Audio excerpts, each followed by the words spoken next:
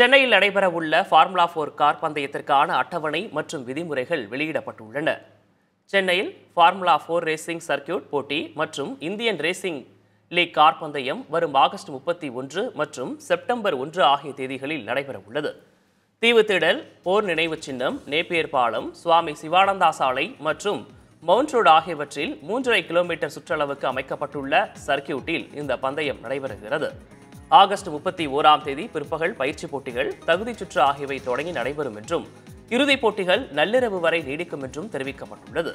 அண்ணா சாலை, சுவாமி சிவானந்தா சாலை, தீவுத்திடல் ஆகிய பகுதிகளில் பார்வையாளர்கள் மாடங்கள் அமைக்கப்பட்டுள்ளதாக தெரிவிக்கப்பட்டுள்ளது. போட்டிகளை பார்வையிட வருவோருக்கு கூர்மையான பொருட்கள், லேசர் லைட்டுகள், செல்லப்பிராணிகள், தீப்பற்றக்கூடிய பொருட்கள், பாட்டில்கள், புகைப்பிடிக்கும் சாதனங்கள், ட்ரோன்கள் உள்ளிட்டவற்றை எடுத்து வர தடை விதிக்கப்பட்டுள்ளது.